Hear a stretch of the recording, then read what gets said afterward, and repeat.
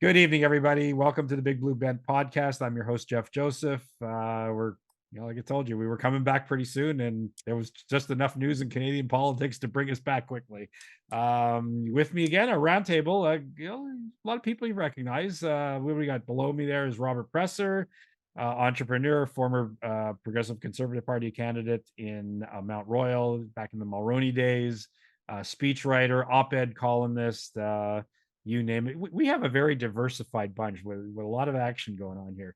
I'm going to do this on purpose, and it's not to be sexist. I'm going to introduce Dr. Roy's over there, internal medicine specialist, endocrinologist,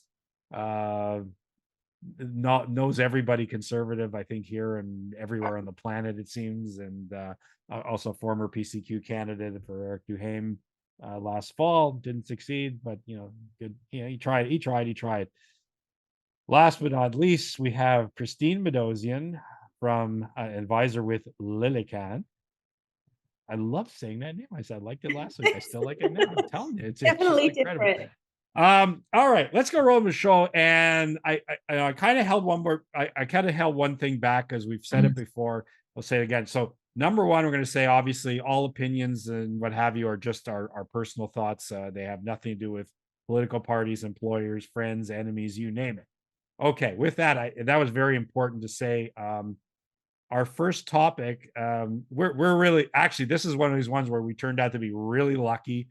We do have to really have Christine with us because Christine's background included being, of all things, a mayoral staffer in the city of Toronto for a fantastic mayor that I dearly, I think many of us miss. I think Dr. Roy at least would share. Oh, Robert, yeah.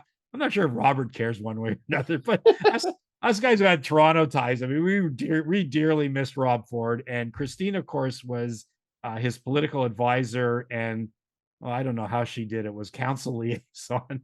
And anyone who knows anything about Toronto City Council is, God bless them if they can be a liaison to deal with those guys. Oh, God.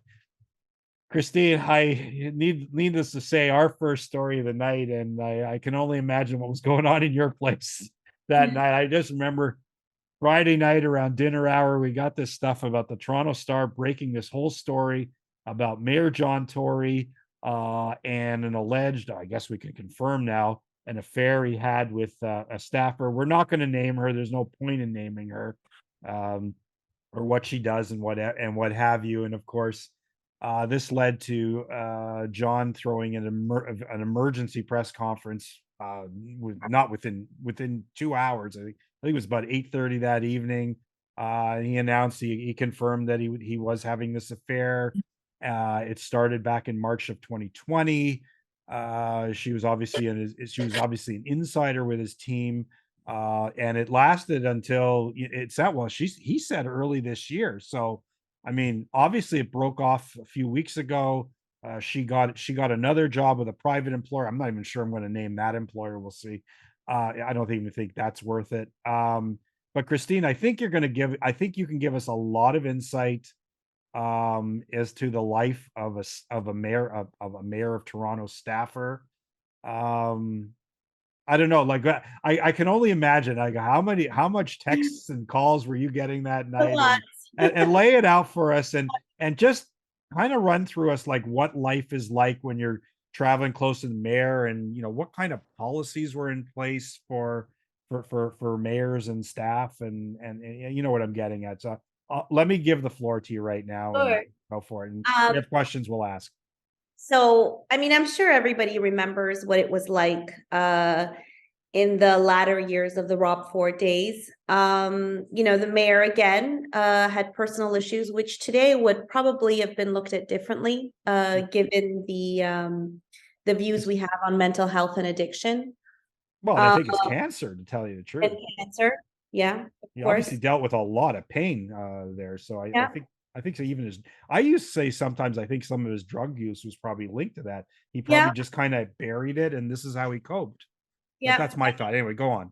Yeah, no, and it wasn't easy. I mean, just going back to Rob Ford for context, this was a mayor who spent his tenure digging up corruption digging up corruption at the city of Toronto. And needless to say, he didn't make any additional friends.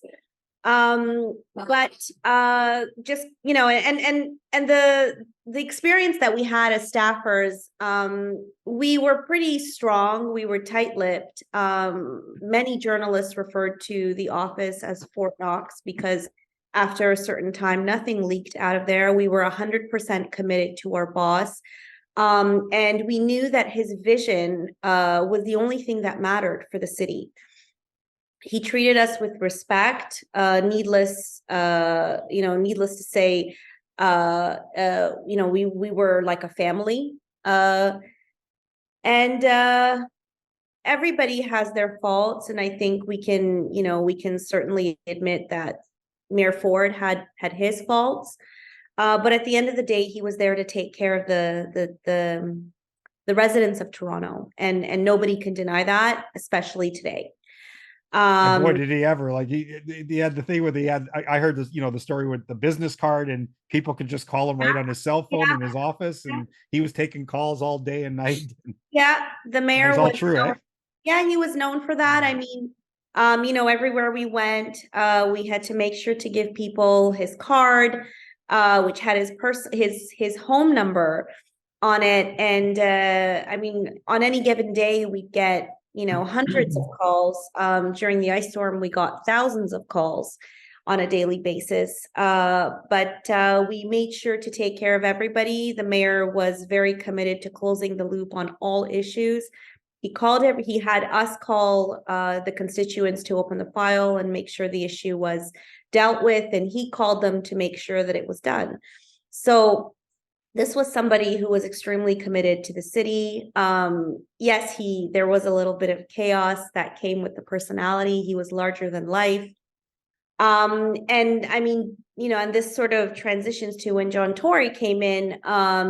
He ran on the platform that he was going to be this boring mayor that was responsible and got things done.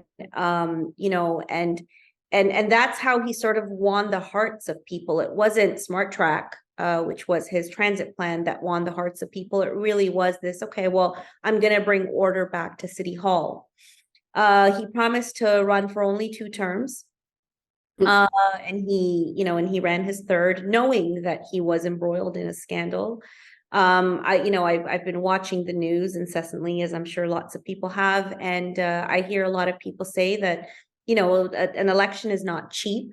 And given that he knew that he had promised that he'd only run 2 terms, but that he was embroiled in a somewhat of an upcoming scandal, that he ran again. And now, I mean, he said he's resigned, so we're going to take him, at his word. But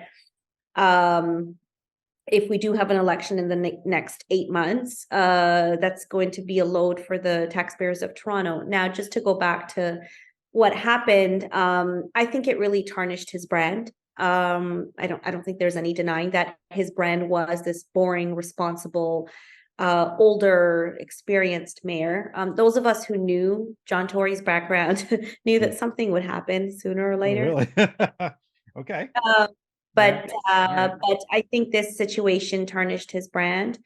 I mean, there are all sorts of rumors flying around. Nothing has obviously been confirmed, but he said himself that he had an affair. He was going to take the time to be with his family and his wife, and I think that's what's important. I mean, we hear. Oh, Christine, I find that a little funny because Mrs. Tory has been in Florida for the last 2 years. I didn't want to say it, but you're right.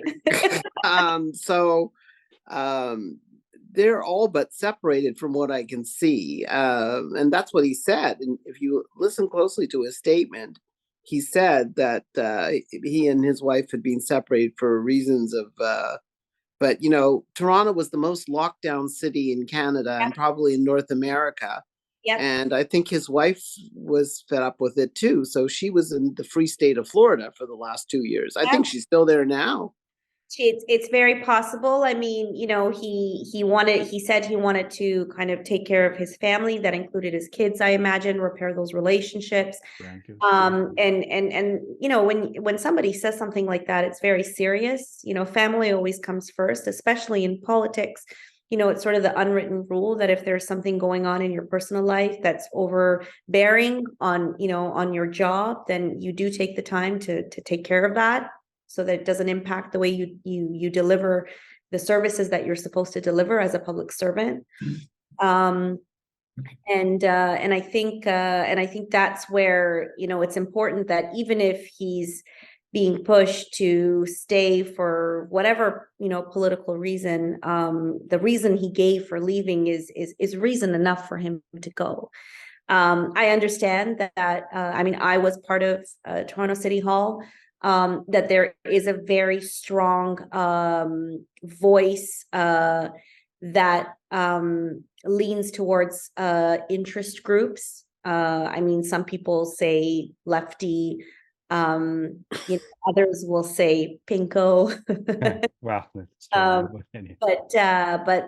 But I think that yes, I think Premier Ford is correct that there is a very strong voice, and there may be some anxiety amongst city councillors with what's to come if Mayor Tory leaves.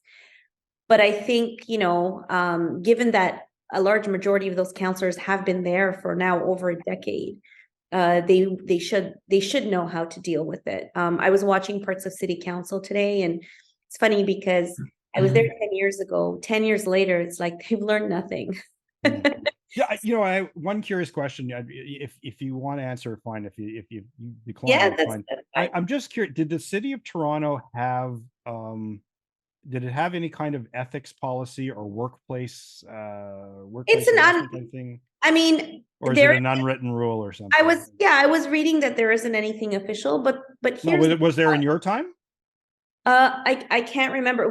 I mean, we didn't even have like time to think about that. Right. We were so busy, and that's the thing. I mean, Yeah, we were so busy, despite what was being shown on television, trying to help people and build infrastructure. Like, I remember, you know, we'd say there were this many cranes in the sky and this many, you know, agreements signed with sister cities, et cetera. And I know there's been a pandemic, and I understand that, but the city's been at a dead still for like 8 years. Nothing's happened to the city. And I mean, I think, like, if John Tory leaves, his legacy will be that he left because he had an affair with a staffer, not that he built infrastructure, not that he built transit. And I understand that he tried, or he was motivated and he contributed, but I think everyone can agree that there is no one thing that defines John Tory except this affair at this point in time. And I think that's very sad, you know, for somebody who's going to be, at the time he leaves, in office 8.5 years, right? So, I mean, just to kind of conclude, there's so much I can say. It's just I know. Tip of my mind, but I worked in that office in a turbulent time. We got a lot of things done, even with the turbulence. You know, we had a good leader at the helm who, despite, you know, his demons, as they say, was committed to building the city and helping people get things done. And, you know, I look at the city 8 years later, and like I said, I was watching council. It's like nothing's changed, you know, there has been no growth. 2 years of the pandemic is understandable, but really there has been no growth. Okay. And now we find ourselves with a mayor who's been in office for 8.5 years, who, you know, had an affair with a young staffer, which is completely unacceptable. I mean, you know, just think about, you know, all the elements related to that. It really is unacceptable. Especially, I saw Chrystia Freeland today speaking, and, you know, I for once agreed with what she had to say, was that he did the right thing. He, he admitted that he had a poor judgment call or whatever, made an error in judgment, and he resigned. And so again, I'd like to see the city moving again. I'd like to see Toronto grow. I'd like to see I'd like to see a little bit of color. It's almost like that movie Pleasantville, where the movie, the city's been in black and white. Good example, actually. For 8.5 years. Like, I want to see the city back in color. Right. So that's. And you give the color. You have a colorful mayor too, but that's my bit. Robert, Yeah. you haven't said anything yet. I know you've been around the bend for a long time. I got a few things to say. Okay, let it go. I was going to ask you a question, but if you want to let it go, let it go. First of all, I'd like to remind listeners that there are people in Canada who do not care about Toronto politics. Yeah, correct. They look at Toronto and go, the Torontonians think they're the center of the world, and this is some kind of national crisis. This is another post-middle-aged guy who had an affair with a younger woman, and it really is not much more than that. I'd like you to imagine for a moment that this is the most important city in a country called France, and it's Paris, where Jacques Chirac, one of the most notorious philanderers ever to be in politics, whose chauffeur wrote a book about him, the title of which was 3 minutes douche comprise. Yeah. When he would drop him off at his mistress's homes. Right. So and the French, it doesn't matter. It just doesn't matter. So that was going to be my point, Robert. It's a very Anglo-Saxon thing. It's a enough of this. But it happens in Canada, Great Britain, Australia, and New Zealand. Yes. But the French don't care. The French have a mature attitude about this, okay? At Chirac's funeral, his mistress and his wife sat together. And the same thing at Mitterrand's funeral, too. Yeah, Mitterrand, that's right. Yeah. Mitterrand and his mistress had adjoining townhouses in Paris. This is very civilized, okay? Yeah. So we have got to dispel ourselves of this obsession with Anglo-Saxon Puritanism when half the bloody population, at least, is busy screwing somebody they shouldn't. And at some point, we have to decide, why are we holding politicians to a higher standard, right? Bill Clinton screwed Jennifer Flowers for 12 years. Everybody knew about it when he was governor in Arkansas. Nobody cared. All of a sudden, he gets one blowjob under the desk while he's president. Goodness. And there's 2.5 years of political inquiry. Oh, there goes my first episode. It won't be child-proof. We've got to stop this. We really have to stop this. And if we were, remember, half of Ottawa was on Ashley Madison. So if we started holding every public servant to this unsustainable standard, the civil service would collapse. So I am frustrated with this because we have ruined the career of a decent guy who is doing a passable job in an impossible position as the mayor of a city whose greater area exceeds the GDP of a whole bunch of African countries. Yeah. So enough of this. We have to use this event, whether Tory stays or goes. Personally, I think he should stay, but that's just me. Whether everybody wants to don their tri-point Puritan hat and burn him at the stake or not, this is not my business. But for the continuity and the management of Toronto, I don't care about his private life. And I'd like to point out that once this happened, let me quote George from Seinfeld, which is, how do you get animals to mate? You put them in the same cage. Effectively, that's what happened during COVID. So we put them in a confinement cage where they're probably together 18 hours a day. What do you expect to happen? You telling me his estranged wife is in Florida? Well, there's a big surprise. So they were both put in this situation. They decided to continue it. She left the mayor's office, which was the responsible thing to do.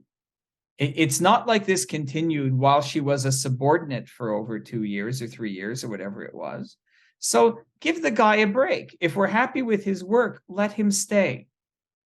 But Robert, the difference is that he resigned. That's the difference. That I completely agree with you. But that's the difference, is that he resigned. If he had shoved the Toronto Star aside, just like Mitterrand and Chirac did, and said, this is none of your business, that would have been different. But it's not, because in this case, it was someone in his office who was much younger than him. That's the only difference. Otherwise, I completely agree with you, right? I mean, I was stuck. I was in an office with controversy surrounding me 24 hours a day, 7 days a week. I completely understand. As long as you're doing the job and you're doing it fine, go for it. But he resigned. And that changes everything. Yeah. Look, yeah, but he didn't have to. He could have fought the thing. Look what Chrétien got away with. He choked somebody in public. The Winnigan handshake. I had a couple of comments to make as well. Yeah, go for it. The Liberals seem to get away with this kind of stuff because, as we all know, the present Prime Minister is a bit of a dog. But the Toronto Star doesn't want to go after him.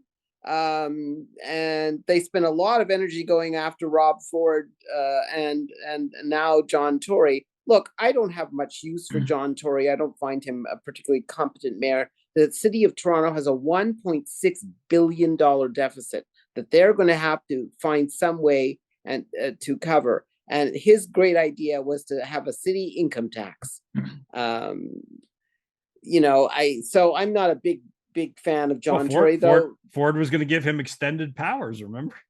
Yeah, in fact, he has those. Him and the mayor of Ottawa. He has extended powers. So the city is in a mess, as Christine has rightly said. And John Tory has done very little to get us out of that mess, and he's actually made it a lot worse. But I also agree with Robert. I was going to make the same comment that this is a very English speaking thing that we worry about the sex lives of our politicians. I think it comes from the fact that we think if you can betray someone who you promise to love and cherish, you think how much more easy it would be to betray people like us who they have no relationship. So I think that's the thinking behind it. But yes, I think we have a Puritan streak in our politics, and it's probably not such a good thing. But it's going to be very difficult for him because he met his wife in law school, so she's a lawyer, he's a lawyer, and I think there may be a mess coming. Well, it means they've been married for at least 45 years. Yes. That's correct. They have, right? That's correct. I'll ask a broader philosophical question. When the church invented the concept of marriage, did they expect people to live this long? What was life expectancy in the pre-Middle Ages? 42 years old? They expected you to be, by the time you were sick of each other, one of you was dead. Right? No one expected this to go on for 6 decades. People were married for 66 years. I don't know. How'd they do it? Was one blind and the other one was deaf for the last 20? Is that how you survived? Come on. Oh my God, Robert. No, I was thinking, wait a minute. I keep listening. There was an old British play called No Sex Please We're British, right? Yes. Isn't it like this is, I keep thinking, I have this going through my head all of a sudden. It's like a flash. It's like that episode of Faulty Towers. I don't know. Faulty Towers. That was the other one going in my head. But you look at the scandals in British politics, the Profumo scandal, he slept with a spy from East Germany. I mean, it's always a sex scandal. But it was good. Like the tabloids made a lot of money off of that. Exactly. It was great. Exactly. But how many times has there been a mayor of a big city, for example, who has had an affair with a young staffer? Right. So I have a whole. That's why it's a little different. So Christine, in the old days before you were born, people met people at work and got married. I know, but it's coming out. I get it. It was a very common thing, and you know what? I think we've made people a lot lonelier and a lot, Yeah, I mean, it was normal to me. I many of the doctors I knew married people that now they would probably be Yeah, reprimanded for dating. Or like university professors and their students. I know a lot of older people like that who married their students. Yeah, but if it's consensual, why is that my business? I agree. I think now this stuff with the power politics and all that. I mean, okay. I want to know at what point in the service of political hierarchy do we become concerned about extramarital sexual behavior that resignation becomes obligatory? Is it prime minister, minister, deputy minister, associate deputy minister, director? Like, give me a threshold at which point we feel that a greater test of morality applies to these people. Well, Robert, I think all politicians deserve to know that scale.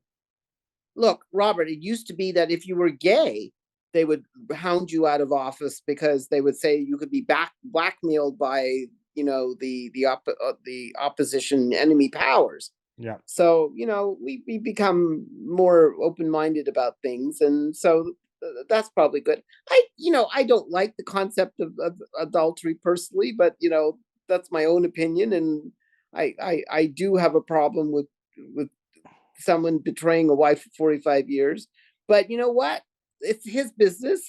He has to answer to his God and his morality, and I have to answer to mine. But what he'll tell you, maybe eventually in a book, is that he had a sham of a marriage, however long that existed. He was estranged from his wife. He was put in a high-pressure cooker situation where you're isolated during COVID. He might have not been looking for it. She might not have been looking for it, but they were thrust together and it happened. And then they made a decision, well, we seem to be stuck with each other 18 hours a day. Maybe we'd like to make something of it. So the problem with that is that he spent a lot of time talking about his wife and how close they were and that the whole relationship. And that was part of his political, face. So, well, then that's the deception. That is the ultimate. That is a deception. So if you keep telling me you're a loyal family man and you're having an affair on the side, hypocrisy is a problem. Yes, but the French model would tell you just no embarrassment, no family embarrassment. Keep it subtle, keep it quiet, right? That was the French model. Well, just think about even the current president of France. Nobody questions that his wife is 28 years. Twice his age. Right? That she had an affair with her husband to be. Well, they used to make jokes that he would make googly eyes at Merkel because, he seems to like older women. Well, she's almost 70 and he's just in his early. I know when what is he, 45 now? Yeah, something like that. Yeah, he's like younger. He's not 45 yet, I don't think. Is it? When you look at his wife, she looks like his mother. Yeah. But just a minute, he was obsessed with her from a young age, but we digress here. Exactly. Going back to the core of the question is, at what point do we start holding politicians to a higher moral standard than we hold ourselves? Which is extremely unfair, prejudicial, and dangerous to the political system. How many military lives have we ruined? Yeah, because we have a general who was accused of doing something while they were at RMC or CMR that may or may not have happened. Somebody from your past from 30 years out do you remember can come and Danny accuse Fortin? You of something. Do you remember Danny Fortin? Of course. Danny Fortin was found not guilty. The woman, 2 weeks ago, the woman decided that it wasn't even him that she was thinking of. And this happened 25 years ago, and she was thinking of someone else altogether. And they've destroyed, and he's destroyed. They have not published anything in the papers. I've seen nothing about it. I only know this because I have friends in the military. And I think it's absolutely disgusting. I think that we owe Danny Fortin an apology and a restoration of rank because we destroyed his life for nothing. I agree. For nothing. Yeah. Look, which is why. Sorry. Which is Go ahead, Christine. Yeah, it's fine. Which is why the job matters more than the person's life, personal Yes. life, right? And I Yes. think you're right, Robert. Like my dad always refers to this too. It's interesting that you say that. He says when people, journalists stuck a microphone in Chirac or Mitterrand's face and asked about their private lives, they said it's none of your business, right? It's none of your business. And my dad would always refer back to that, even about the mayor. He would say it's none of their business what he does, in his personal life. But the only difference, again, in this case, is that he resigned. And I think that changes the sequence of events. Because if the Toronto Star had written the story and he had said, it's none of your business, it would have been much different. But that's not you're right. That's not the society we live in, especially in Toronto, where everything like the woke culture has taken over. That's why I think people are afraid that nobody wants the city of Toronto to become extremely woke, right? It's going to be a big problem. Nothing's going to get done, right? So yeah. I agree completely with you, but the story changed on Friday night at 8:30. That's my only kind of, difference in opinion. Look, I make fists my toes every time I hear John Tory's name, because like I said, personally, I think he's been a failure at everything he's done politically and corporately and everything. Like I mean, thank God he's got his family name and his family connections, because man, other than that, I don't get the guy. But anyway, look, he made what he did, and look, he's got the right connections. He's got a fabulous Rolodex. I give him all the credit. And I actually really agree with the general sentiment here, especially Robert, because he delivered it in a funnier way than even I would have. Look, his private life is his business. If it bothers people, you know what? The next time he's up for re-election, they can vote as they will. I mean, on a personal level, I don't condone what he did, but look, that's his business. Again, that's not my business. I'm actually more bothered. Nobody talks about this. Is that, remember, he was carrying on this relationship while he was telling the people of Toronto to avoid social interactions with each other. And so, here he is with basically a stranger. That was the other. I would argue that she was in his bubble.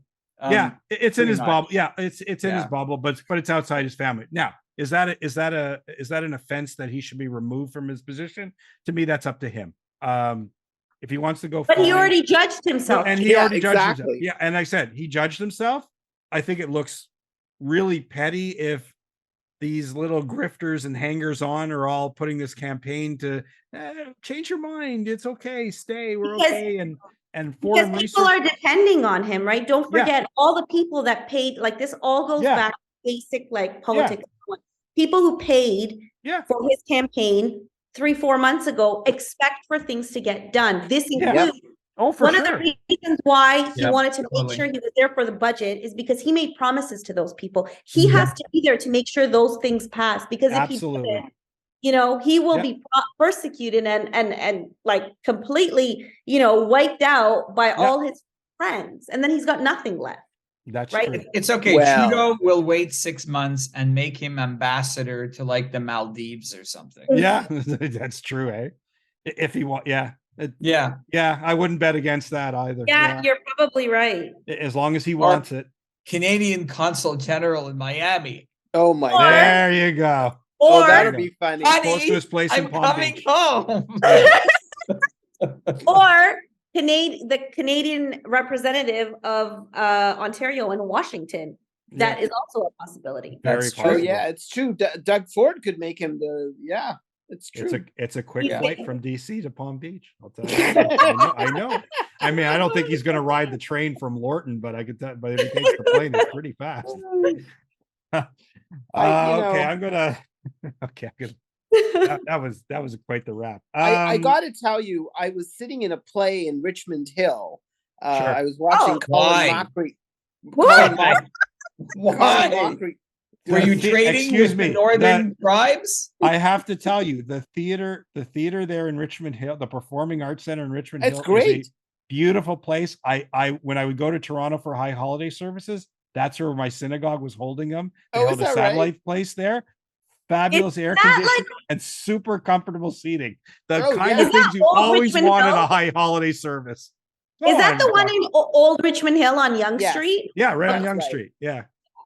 So it was Colin Mockery was doing this thing where he was doing. He had a hypnotist, and he would hypnotize people in the audience, and they would do improv with him. And my phone is buzzing away, and I look at it because it was insistent, and it was John Tory resign. I would never in a million years predicted that. Never. Yeah. Oh, So, you were in Richmond Hill when that happened. yeah, it was like I was shocked. I actually called you that night because I was so shocked. Yeah, but I didn't know you were. I didn't know you were down in the GTA. I had no idea. Okay, well then. So I don't know. It was a very shocking event, and I mean, every radio station in the city started doing 24-hour broadcasts on the subject. I mean, it was a big deal. Look, he just got reelected. I mean, he's in office a few months. Listen. I was having a Sabbath. I was having Friday night. We do Shabbat dinner, Sabbath dinner on Friday nights, and I remember, I think it was my brother-in-law was like, "Did you saw about John Tory?" And I'm thinking, yeah, I got a friend named Christine who's probably getting pelted with texts. Yeah. Like, Yeah. She's sitting with her funny. 2 dogs, their boy, the fiance in the apartment on a No, nice. he wasn't. Mark wasn't even here. Mark wasn't even there. Okay. I'm thinking, poor kid. She's gonna sit there on a nice quiet Friday night, and all of a sudden this breaks loose. You know what's funny? Yeah. Look, again, everybody has their opinion. For me, it was just like, his brand was something entirely different. That's what he led the city on for like 8.5 years. He's this boring, responsible, like grandfather with a wife of 45 years, whatever children, whatever grandchildren. Like that was what, because he wasn't like the kind of like that, like motivated running around. Like he wasn't that kind of mayor, right? No. He ran as the anti-Rob Ford. Right, exactly, right? Like, so that's why it was so shocking, I think, to most people, was because it was like the last thing they expected from him. Everyone was just like, I remember I was watching CP24 Live, and they were saying, like, everyone in the room gasped when he said, like, the journalists were like, yeah, but CP24 is Rogers, but anyway, that's oh yeah. Yeah, that's so anyway. It was funny because now, I mean, you watch and it's like, it's back to the Rob Ford days where you have like cameras. And so I'm sure they're enjoying it. I mean, that was always lots of fun, but it's going to be, I think the next interesting thing will be, once the budget passes, does he stay or does he go? And, it's up to him. Yeah. But so people are polling. I saw a Forum Research poll today saying that 45% of people say yes and 45% say no, that he should come, and some half say yes and half say no that about going. So I don't know who's polling, but I wonder. I mean, I wonder, is he staging his own comeback? I don't know. I heard he hired Navigator. So I and who that Navigator is? His first communications director. This is not like Mayor of Winnipeg here. No. I'd like to point out that Toronto has, I said it before, has a greater GDP than at least 4 provinces at least. At least. So the budget of Toronto, of the city of Toronto, is $16 billion. Yeah. Yeah, they used to say, like, I mean, again, I live in Montreal now. I'm a Montrealer, but in Toronto, it was always like, we are the economic engine of this country. And, and then I moved here and I was like, no, you're not. But, but that was always the argument, was we're this biggest city in North America and we have this biggest economy. And, we're building this many towers and like, fine, but yeah. And you guys are right. Toronto is very self-centered. Again, I'm from there. Jeff, you too. I'm from there, yeah. And you're right. Especially when I worked for the mayor, it was like, everybody thought it was like the center of the world, which it wasn't, right? But it wasn't until all the great Montreal talent left in the 1970s and gave life and diversity and entrepreneurial spirit to the GTA. Yeah. We built Toronto.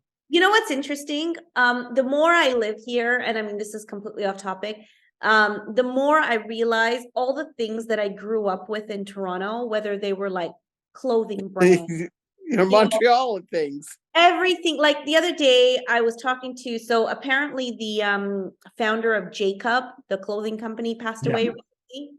Mr. Basmaji or something Yeah, was was magic. anyway, and I had no idea that he was like a Montrealer, you know, and that was like, They're all Montrealers. yeah, and like, Um, before I think about it, everything that we grew up with was from Quebec. I live sort of half the week in Toronto, and I have a complete circle of friends that I have in Montreal. There's so, we in Quebec did a really dumb thing and allowed all these people to leave. We kind of drove them out. We would be a richer, more prosperous place with them still being here.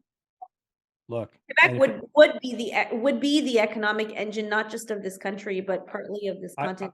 There's so much here. I would also. we could do a show just on the topic. I agree.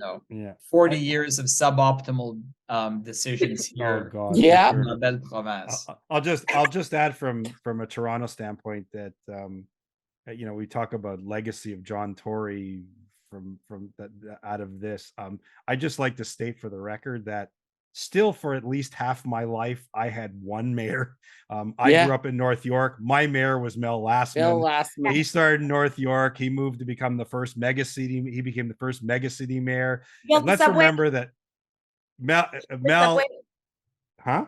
He built the Shepherd Subway. Shepherd Subway, yeah, he brought that. I mean, he was a mayor. I know he in Montreal. He's just remembered for calling the army after a snowstorm. But I knew this guy. When he wanted something done, he'd get it done. But I have to tell you, remember also for those who forget, Mel Lastman, as we learned later on in life, he had an affair for about 15 years, predating the 1970s that produced a child. And I tell you this. Anybody who still to this day, anybody who grew up in North York with Mel Lastman won't even think about that anymore. They would just say, Mel, great guy, whatever. He passed Sounds away like last Arnold Schwarzenegger. Sounds familiar. Yeah, exactly. I know more than that story. Who cares? Leave them alone. Exactly. I like it. Okay, I like the way Robert cut that. Okay, we're going to go to the next topic, and I'm not sure, sir, that this is a great topic that the rest of Canada is interested in either,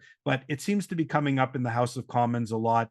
We're talking about this Bill C-13 and these hearings. Basically, the Bill C-13, as its current form, it used to be Bill 32, but that was launched just before summer recess in 2021, which begat the federal election that year. So we have a whole thing going on right now with Bill C-13. The Standing Committee on Official Languages is holding its hearings on proposed amendments to the bill. The bill is already cleared first and second reading, which it did a number of months ago. The only interesting part of this story is for those people who have been always wondering if the Trudeau backbench is kind of turning on him. We're starting to see this in a very public way. But it's hard to tell with the Liberals if it's real or it's theater. We have basically a little group of Montreal-area MPs. It seems to be Anthony Housefather, Mark Garneau, Emmanuela Labradopoulos, and they've been kind of instigating some stink about stuff going on at the committee that the Conservatives and the Bloc are trying to make it even stronger against the English language minority population in Quebec. And now, even right up to now, they're dropping hints that they may ultimately vote no against the bill when it finally gets to final reading after this. Even though, by the way, and I looked this up, on second reading, which contains all these contentious, the second reading, they all voted for it. They voted for it. They voted unanimously for it. For the sake of our view, anyways, I have a whole bunch of thoughts on this, but there's this whole, anyways, the intention of the bill is to modernize the Official Languages Act. And I don't want to give too much away because maybe you guys are going to have it in your answers as well. Is this, number one, is a general opinion on or your thoughts about this bill in general? I know there's a lot of there's a lot of discussion in it about whether, there's two very contentious elements to it. Number one is that in a couple of sections of it, it becomes really the first time that the Official Languages Act formally recognizes the Charter of the French language, which of course is essentially Bill 101. And the other one being these powers under certain conditions for provinces to unilaterally change sections of the Constitution based on whims. And then now we've thrown in a little bit about the notwithstanding clause and preemptive use, and there's a whole kerfuffle there on the circus. Break it down. Where is, you know what, we start with the general question: is Bill C-13, at least in its present form, a good bill? And then what do we make of what's going on within the Liberal Party here? Is this a true schism? Is this a theater or something? Robert, maybe I'll start with you, because I don't think I've heard you talk about this too much. Well, what was the purpose here? The purpose here was to extend the Francisation rules to corporations that were acting under federal charters in Quebec, of which there were approximately 360. And the overwhelming majority, I think greater than 90%, already conformed to the Charte de la langue française. It would have been possible through soft political pressure to get the balance of them to comply. So this entire exercise is political kowtowing to Quebec. And everybody wants the votes from Quebec's soft nationalists. That's why this bill exists. The danger here is that whatever Quebec gets out of C-13, they will maximize it and they will run with it, and it allows an air of legitimization that minimizes the stigma of having used the notwithstanding clause in order to adopt Bill 96 and B21. That's the real danger. It legitimizes the abrogation of minority rights, and it gives cover to the government who did it. That is a absolutely beautiful. I almost feel like clapping. That was fantastic. Dr. Roy. I completely agree with Robert. I don't know. Bill 96 is theater. When we in the PCQ, we opposed it, not for what it was trying to accomplish, but it violates the Quebec Charter in 31 or 35 places. If you're violating your own Charter of Rights and Freedoms, it's not a good idea. It's but we've suspended the charter. It makes us look like bullies against minority groups, and I don't think it was a good idea, and I don't think it's a good idea for and you know what? The Legault government is trying to pick a fight with Ottawa. That was the whole point of Bill 96 to some extent, because I think that there may be soft nationalists in the CAQ, but there is a part of the CAQ that wants to have another referendum. Well, so the CAQ was formed out of a merger basically of the disenchanted PQ guys and with the ADQ. I mean, it's Christine, give us a Toronto perspective or something. Another Toronto perspective. Well, I won't be able to put it as eloquently as Robert. No. But look, I'm a francophone from Toronto. We're a rare breed. I think language should be celebrated. It shouldn't be turned into a political game that has a negative impact over time. And I'll always stand by that opinion. I think the more people are bilingual that are bilingual in this country, the better it is for the economic future. 100%. And we see it in Quebec, and it's a very evident difference between the city of Toronto and the city of Montreal. In the city of Montreal, you're walking down the street, and it's not just about multiculturalism. That's an entirely different thing. This is about the presence of multiple cultures and languages living together, working in the same languages. Like it really is a very unique feature that Quebec has. And like I said, it should be celebrated. I love living here. I love being able to speak French and English in my day-to-day. I love that I have friends from France. I love that I have Francophone friends who are from Montreal. I have Swiss friends, Belgian friends, people from African countries. And then I have Torontonian friends here. Like it really is so nice to be able to have all of that. And that's one of the reasons why, like, I could never leave Montreal, is because I love working in French. I love being so close to home and being able to do my day-to-day mostly in French. And I wish we did more of that, not just here, but in Ontario and across the country. So that's where I stand with all of this. We should celebrate this. It should not be a political game. Yeah, I like I said, I look, we dealt with it a little bit in the last show, but I'll say it again. Look, Bill 96, which is a Quebec oriented bill. I think it's generally for the most part, it's a bad bill. I think the way its opponents argued it was generally kind of faulty, because to me, it's a very bad economic bill. It's full of bad flaws for businesses and stuff. I think we can go hand in hand with protecting the French language and expanding business and our economy and utilizing our maximizing our resources to our full potential and stuff like that. And Bill 96 doesn't do it. That's a sideshow. Bill C-13, I think, is just putting gasoline on the fire. I agree. Christine touches on it. I think Robert's basically that there was nothing wrong with trying to create a bilingual country from coast to coast to coast through promotion and whatever.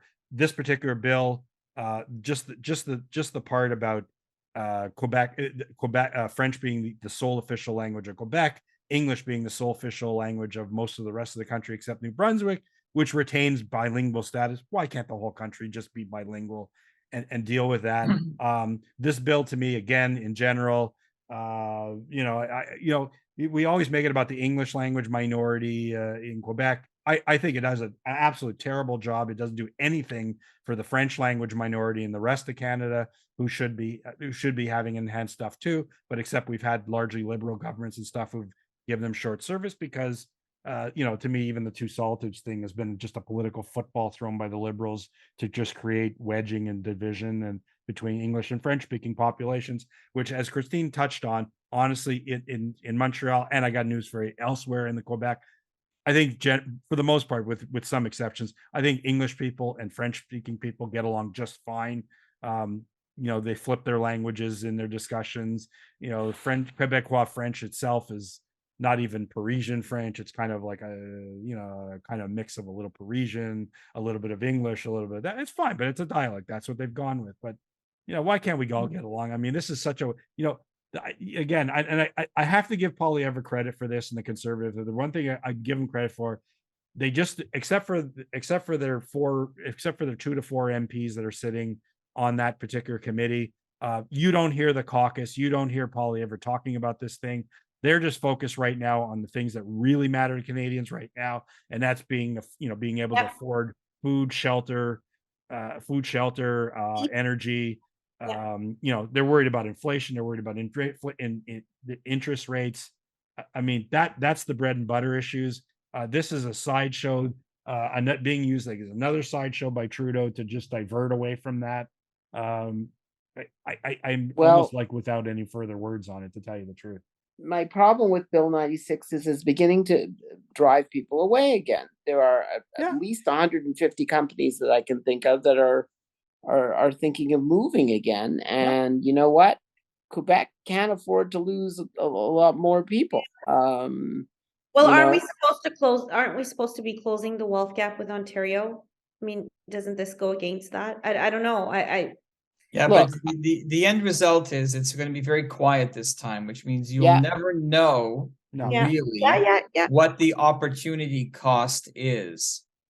Either with lost investment with people moving, or with deferred or displaced investment that is now going somewhere else. Exactly. Which could further look, if the argument is that it's to protect the French language because it's a very small minority in North America and we need to preserve it, something like that. But the problem is you start doing that stuff, the people generally act with their feet, and they'll just move elsewhere, and that not just English, French as well. I mean, we know. Oh yeah, French. Again, Toronto we've is talked actually about a this massive concept. French Canadian. I've had this discussion with a colleague of mine, and we've had discussion about the so-called Quebec Inc. And you just look at what constituted Quebec Inc. 10 years ago versus even 10 years ago versus now. Almost all those companies are gone. They're gone. Yep. They're sold off. They've moved out. They're shut down. They're out of business. Like, anyway, look, but that's their, you know what? But in the end, that's going to be Quebec's problem. In the end, that's going to be Quebec's problem. But well, like I said, we are missing 250,000 manufacturing jobs in Quebec. So this way we can close the gap because we won't need those positions. That's it. See, it's simple at that. As simple as that. And okay. Well, and we don't ever talk about the real demographic crisis that you should read the Bricker and Ibbotson book. The birth rate among French Canadians is exceedingly low, and and they're becoming a smaller and smaller percentage of the Canadian population. So ultimately, when you're a smaller portion of the population, you're going to have less influence. Yeah. Well, maybe they can do like someone was showing me a clip. There was a headline out of Japan that Japan is creating something about a special breeding visa or something. It's something about a breeding visa. My God! Because they're so depopulated. They're so depopulated. Well, their population is dropping. But a lot of these countries are in trouble. It's not yes, they are. Japan.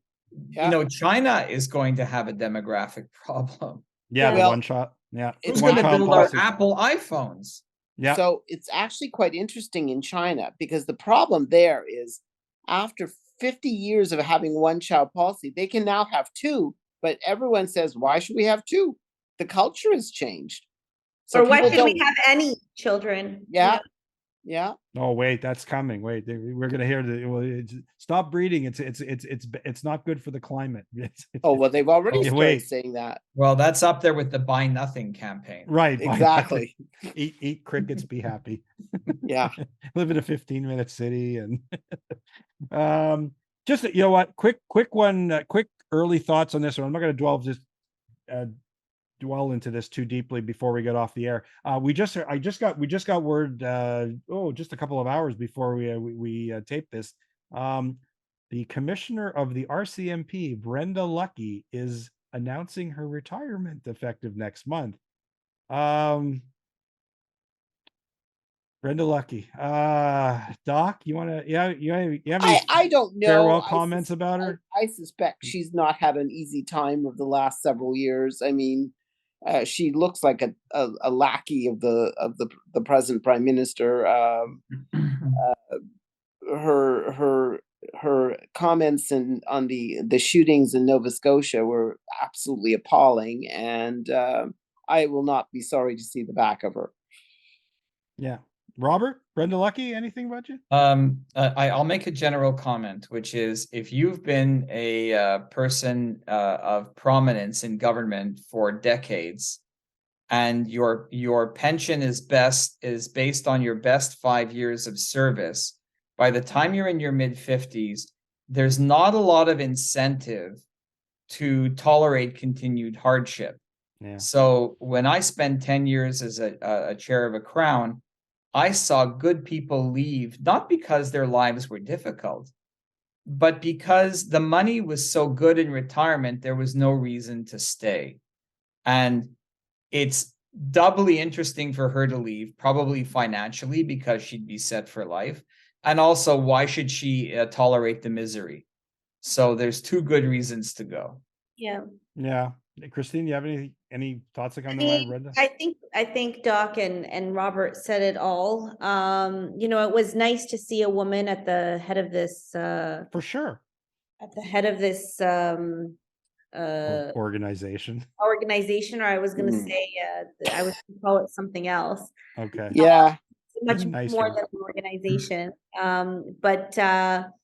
So it was nice to see that. Hopefully it paves the way for female police officers for the years to come. If a female police officer wants to have the top job, it's possible. And I think that's what this demonstrates. Sure, hasn't been an easy couple of years, but it's been a difficult few years for most of us.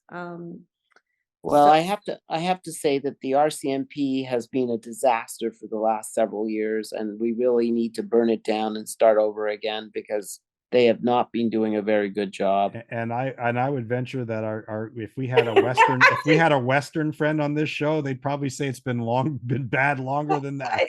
I didn't want to go that far, but But Brenda, I think at the end, I think she just went down in a blaze of glory, because man, she did not come off well in the Nova Scotia shooter inquiry, in the public Tracker. emergency order, the Emergency Act order, Judge Rouleau's Gun hearings, which, by the control. way, gun control, Judge Rouleau's decision was supposed to be, Trudeau was supposed to have in his hands February 6th. It's been delayed. He was given a delay of up to 2 weeks, maybe in his hands right now, for all we know. And maybe this is a fallout from that. I don't know. Does he release it? Well, no, there's a window by which the PMO basically is allowed. They get like a first copy, and they're allowed to kind of go through it for a little bit before it goes public. So I think we're getting it a little late.